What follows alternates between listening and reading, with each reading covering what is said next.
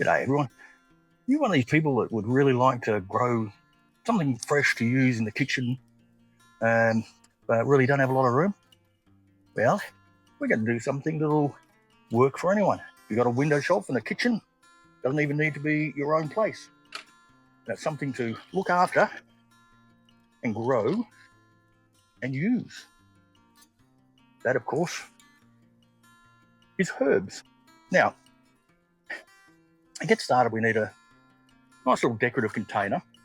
So these look quite pretty and will fit in the kitchen, look right in the kitchen. Got to keep Lady Curmudgeon happy. But importantly, they are very well draining. And we'll talk more about this draining later. You need some very good potting mix. And I've got, no longer for that. That's heavy. Some very good potting mix from Green Life Soil, but you can get whatever you like from Bunnings. But we'll come back down in and have a closer look at what I'm doing. So here we go. We filled it up almost to the top, not quite.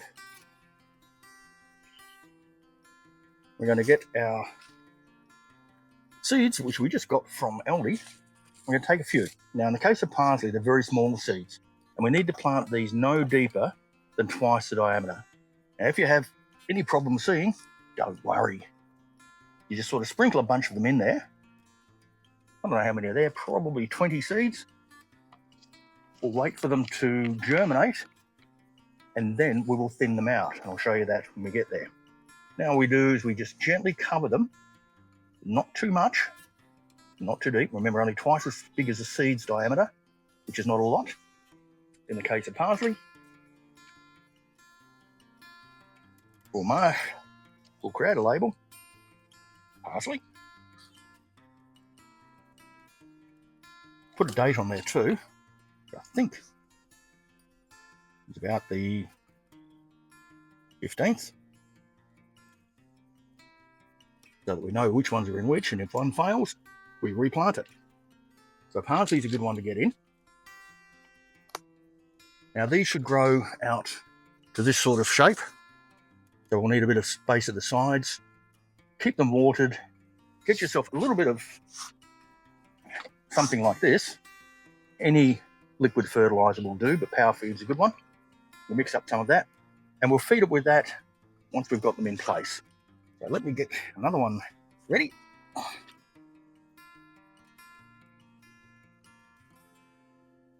I have here some dill. You can get a few different types of dill. This one's called Mammoth. What other ones have I got here?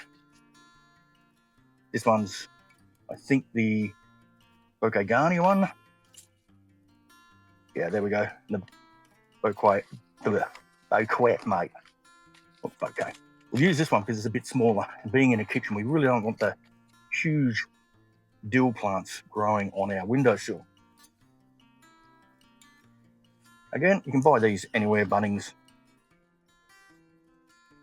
And I'm going to have probably a dozen seeds.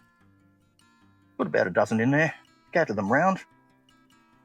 And again, we're going to thin that out once they've germinated. So some dill there. We're going to cover that up. Just because they are very small, flat seeds, we don't want to cover them up too much. They're barely covering them. We label them before we forget what they are. And now we move on to our next herb. So I'm going to do some sage, because we like that with our roast chicken. And it's not that easy to buy anymore. Certainly can't get it fresh. It's a very easy herb to grow.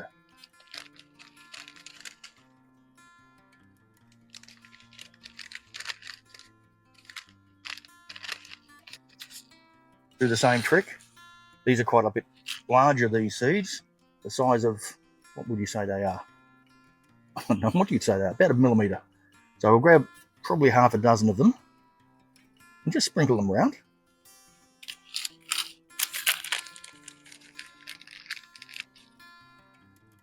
If you don't like wasting seeds, I suggest you get together with some friends and share the packets of seeds, because these all have hundreds of seeds in them, and we only need a few. So now we'll just gently cover that up.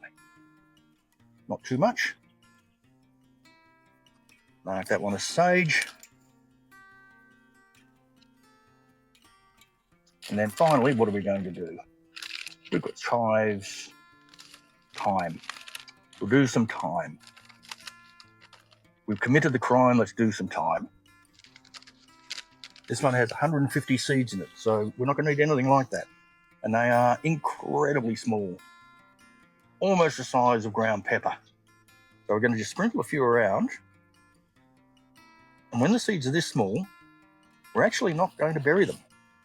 All we're going to do is push in like so, and then give them a gentle water, making sure that the soil's a reasonable way below the top here, so that when we water it, we don't wash the seeds out. Okay, so there's 4 general sort of herbs, ones I like. I haven't labelled that one. I forgot. Don't forget to label them. Which we're going to put in a place where they should grow really, really well. We'll do a bit of a feed with this power feed. I'll show you that one. And get them in place. So let's go. So I've got an empty cool drink bottle that I've now made unemptied by putting about a litre of water in there. Give this a shake, and the instructions are all on the back here. And it says that we should use 50 ml per 9 litre watering can. So that means we only really want about 5 ml in here. So we'll pour very, very exactly. Not exactly at all, in other words. 5 ml, probably about 10 in there. Maybe a bit more.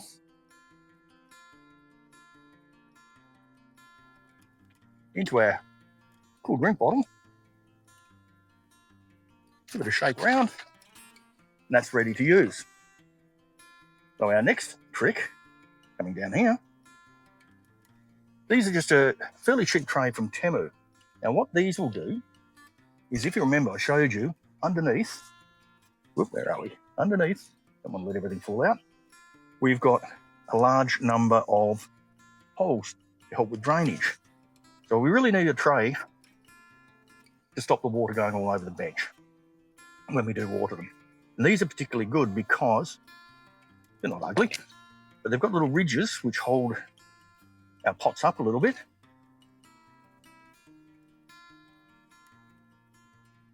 And by being off the ground, they'll drain reasonably well. We could do a couple more in there, which I will do once we've got a few more of these pots. But all we're going to do now is just give it a bit of a water with a power feed and do this once a week. So we just want to sort of cover them up. Not too much water, because it'll just go straight through. And these are small pots. You can see why I didn't want to fill that up too much, because when I put the fertiliser in, some of the seeds would have floated up and they would have just floated over the edge. There we go. And now we can actually see there's some of the power feed coming out of the bottom. I'll bring it in over here. You can see it down there. That's why we need the tray. And there we go. Sitting on the windowsill. I'll get plenty of sun. Whenever we're going past, just check to see if they need some water. Don't overwater them though. And in a few weeks, we should have them sprouting. A few more weeks, we'll thin them out. And a few more weeks after that, they'll be ready to harvest. So if you want to find out how it turns out, remember, like, subscribe, hit that bell icon so you get notified. Enjoy life. Catch you in the garden.